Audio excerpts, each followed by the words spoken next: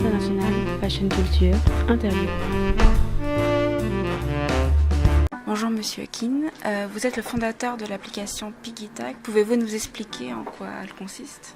Oui, c'est la première application au monde qui fait le tagging digital pour les objets collectionnables, surtout les arts et l'antiquité, les vintage, les brocants.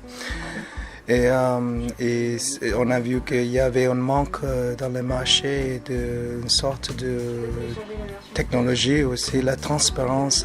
Il n'y avait pas une appli mobile où on peut facilement trouver un objet, créer un tag et avoir déjà instantanément un avis de quelqu'un qui est expert sur sa valeur.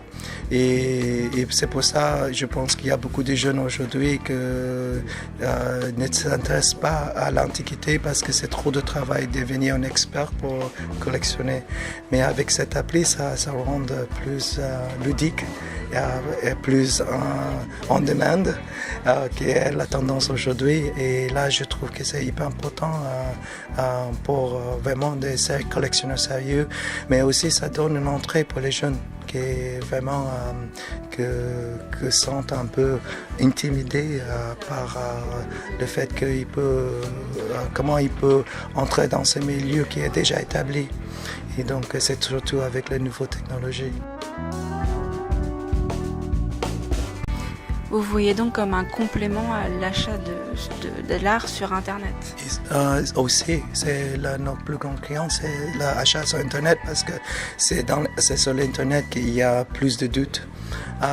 Donc, ils ont besoin de cette assurance et des certifications, surtout avec une communauté plus large P2P qui est instantanée. Donc, c'est pas avec une maison particulière, c'est avec des experts de plusieurs maisons qui font la compétition pour certains objets, pour expertiser et mettre dans les enchères.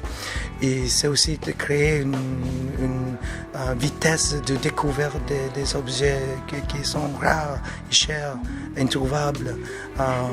Et c'est ça qu'on a besoin aujourd'hui parce que le chasse aujourd'hui c'est trop difficile. C'est pour ça les jeunes ils n'ont pas le temps pour faire tout ce travail d'aller des petites marchés de bus.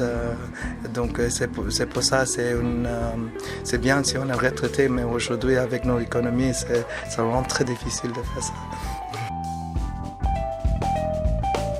On aurait un site comme par exemple acheterdelart.com qui lui donne les bonnes adresses sur Internet pour trouver où acheter de l'art, et vous seriez ce qui donne l'histoire de l'objet en fait.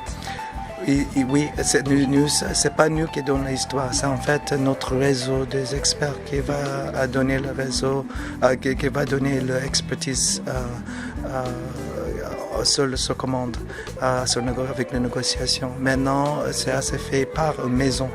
Donc tu vas à une maison et les maisons décident si vous embauchez un commissaire-priseur pour évaluer un objet ou tu vas à une maison pour évaluer un objet. Ça c'est beaucoup de travail d'aller à chaque maison pour avoir des différents avis. Si on a une application qu'on peut juste aller direct aux avis des experts tout de suite, je pense que c'est ça qui est intéressant. Vous êtes présent dans beaucoup de galeries ou comment on vous trouve concrètement, ces tags? Oui, c'est comme on est en train de démarrer. D'accord. Et ces milieux, c'est pas un milieu dynamique, ça bouge assez lentement, mais en même temps, il y a une grande demande. Il faut juste réaliser que cette application marche. Et c'est ça qu'on est en train de faire preuve aussi. Donc il y a beaucoup d'expérimentations à ce moment. On est encore en bêta test, donc il y a encore des bugs. Et il y a encore des problèmes qu'il faut résoudre. Et aller sur le marché comme ça nous permet à découvrir tous ces problèmes.